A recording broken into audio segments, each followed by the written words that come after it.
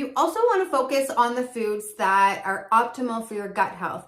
So sauerkraut, for example, is fermented, it's high in healthy bacteria, and it's one of the best things that you can feed your gut in an ongoing way.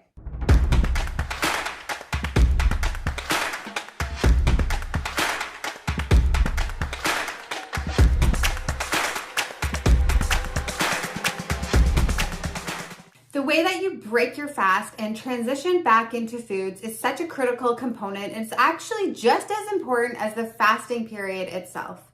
The key here is introducing foods again in a slow and easy way. You think about it, your gut has been on total vacation mode for the past few days, and now when you're reintroducing foods, you don't want to shock the system, put in anything that's too heavy, too hard to digest, and anything that's going to create more inflammation or work for the body. So in this video, I'm going to go through the top 3 things that you need to know when breaking the fast and transitioning back into food efficiently and safely. Whether you're following a 24-hour fast or breaking a fast after 24 days of not eating, the principles are the exact same, and this video will go through exactly what you need to do to transition back into food again. I remember back in high school when I had contracted the kissing disease, or mono, or Epstein-Barr virus, all the same thing. I felt completely exhausted. I didn't eat anything for a few days, and I remember my mom just giving me tons of water and vitamin C, a lot of antiviral supplements, and even probiotics. She was constantly shoving things into my mouth to make sure that I can give my body the best chance of fighting this virus. She never once pushed food on me because she knew that the best thing to do to fight any infection is to go into a fasting regime. And usually people take 3 to 4 weeks or longer of feeling exhausted and depleted and completely knocked out by Epstein-Barr virus. But for me, it only took me about a week tops to get back to how I was feeling, get back to cheerleading, to being with my friends and doing all the things I love to do. However, the reason why I'm talking about this is because around day 7 of having this infection was actually the time around my prom. And my mom said, you know, if you go to prom tonight and you drink alcohol, your spleen is going to blow up. I didn't even know what my spleen was at this point. I was 17 or 18 years old, and all I knew is that I wanted to hang out with my friends and have fun. However, the fear of an organ blowing up inside me was strong enough to say, you know what, I'm not going to have certain foods that night, because I knew that after not eating for so long, I had to transition into eating again properly and in an easy way so it wasn't hard on my system. Now for you, I'm not saying any organ is going to blow up and your spleen will not combust inside of you if you have a sip of alcohol, or if you have a steak, or if you have something that's hard on your digestive system. All I'm saying is that it's very hard on your body to go from no food at all and then going into things that are hard on the liver to process and for your gut to break down.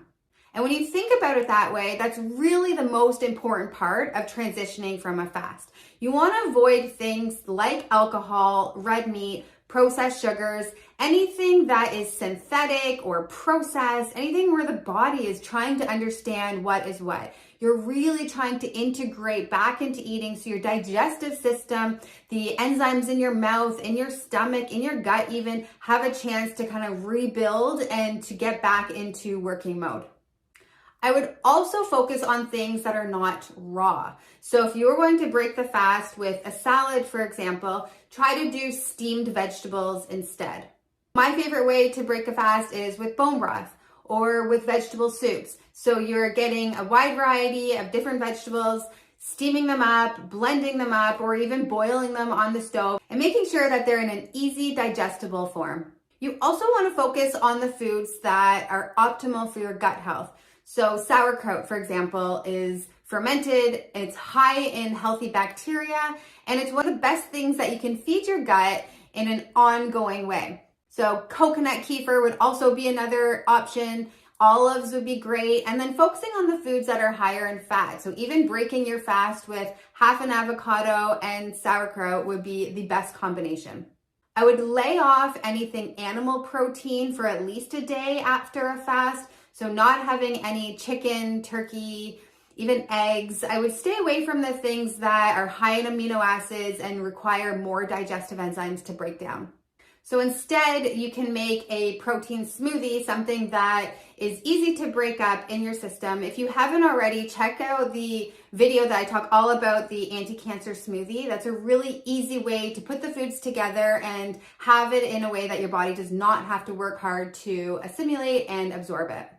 Now, the third important thing that you need to know when transitioning off a fasting routine is how long do you have to have this transition diet for? So the general rule is the longer that you've been fasting for is the longer amount of days that you want to transition for. So if you've only been doing a 24-hour fast, then the next 12 hours is where you want to be easy on your gut and transition slowly. Versus if you're doing a 7-day fast, for example, then you take about half of that time, so 3.5 days, where you're following more of a transition, easy to digest meal plan. Now, just say your goal was to do the 3-day fast, get into peak autophagy and support detoxing your system, whether it's before chemotherapy, recovering from chemotherapy, or whatever your goals are. And after 24 hours or 48 hours, you feel like, oh, I can't do this anymore. It's not something that I just don't feel well. Then you can go into more of a fasting mimicking plan. So I find a lot of patients have success doing that where they can intertwine the two. They can still do a fasting period where it's 48 hours of just water fasting. And then on day 3, they go into 3 to 5 days of a fasting mimicking plan. To learn more about fasting mimicking and how you can apply that into your own regime, make sure to check out my next video because this is a way that you can still reach max autophagy and support detoxing and healing while incorporating a certain amount of calories and a certain meal plan while still eating without restricting food altogether.